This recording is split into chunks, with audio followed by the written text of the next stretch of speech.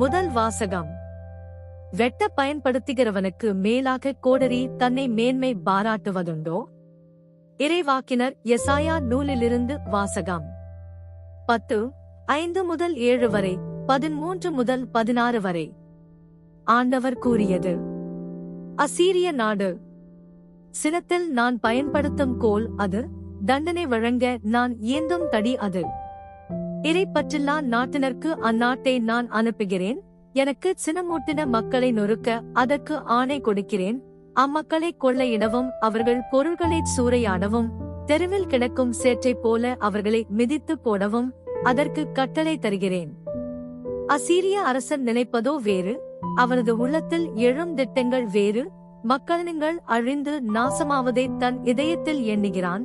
பல்வேறு இனத்தாரையும் வெட்டி வீழ்த்த அவன் விரும்புகிறான். ஏனெனில் அவன் இவ்வாறு சொன்னான்: என் கை வலிமையாலே நான் அதைச் செய்து முடித்தேன். என் ஞானத்தாலும் அறிவு கூர்மையாலும் அதற்கு திட்டங்கள் தீட்டினேன். மக்களினங்கள் தங்களிடையே வைத்துள்ள எல்லைகளை அகற்றினேன். அவர்களுடைய கருவூலங்களைச் சூறையாடினேன். அரியணையில் வீற்றிருந்தோரை ஒரு காலை மிதிப்பது போல் மிதித்து போட்டேன்.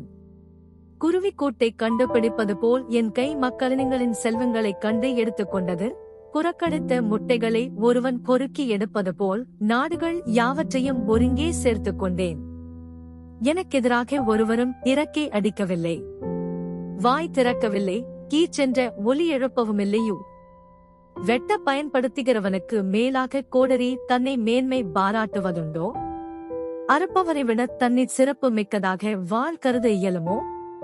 தன்னை தூக்கியவரைச் சுழற்றி வீச கை தடியால் கூடுமோ?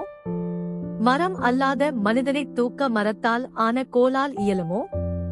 ஆதலால் தலைவராகிய படைகளின் ஆண்டவர் பாழாக்கும் கொள்ளை நோயை அவனுடைய கொழுத்த வீரர்கள் மேல் அனுப்புவார். அவரது மேன்மையின் கீழ் தீ ஒன்றை வைப்பார். அவர் நெருப்பு மூட்டுவார், அது கொழுந்துவிட்டு எரியும்.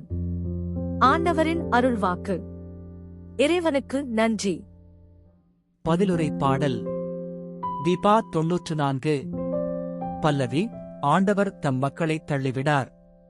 ஆண்டவரே, அவர்கள் உம் மக்களை நசுக்குகின்றனர். உமது உரிமைச் சொத்தான அவர்களை ஒடுக்குகின்றனர். 6 கைம்பெண்டரையும் அந்நியரையும் அவர்கள் வெட்டி வீழ்த்துகின்றனர். திக்கற்றவரை அவர்கள் கொலை செய்கின்றனர். பல்லவி.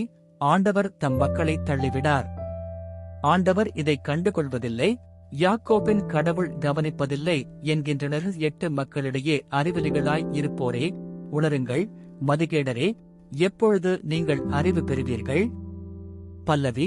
ஆண்டவர் தம் மக்களை தள்ளிவிடார். செவியை பொருத்தியவர் கேளாதிருப்பாரோ? கண்ணை உருவாக்கியவர் காணாதிருப்பாரோ? மக்களினங்களை கண்டிப்பவர், மானிடருக்கு அறிவூட்டுபவர் தண்டியாமல் இருப்பாரோ? பல்லவி. ஆண்டவர் தம் மக்களை தள்ளிவிடார். ஆண்டவர் தம் மக்களை தள்ளிவிடார். தம் உரிமைச் சொத்தாம் அவர்களை கைவிடாறு தீர்ப்பு வழங்கும் முறையில் மீண்டும் நீதி நிலவும். நேரிய மனத்தினர் அதன் வழி நடப்பர். பல்லவி. ஆண்டவர் தம் மக்களை தள்ளிவிடார்.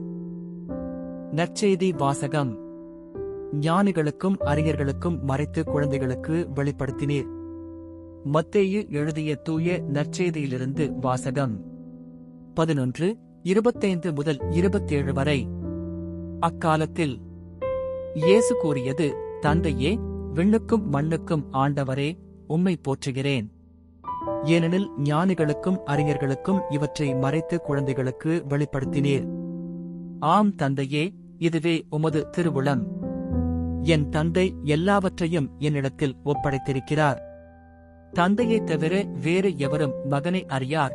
மகனும் அவர் யாருக்கு வெளிப்படுத்த வேண்டுமென்று விரும்புகிறாரோ அவருமன்றி வேறு எவரும் தந்தையை அறியார் என்று கூறினார். ஆண்டவரின் அருள்வாக்கு. கிறிஸ்துவே உமக்கு புகழ்.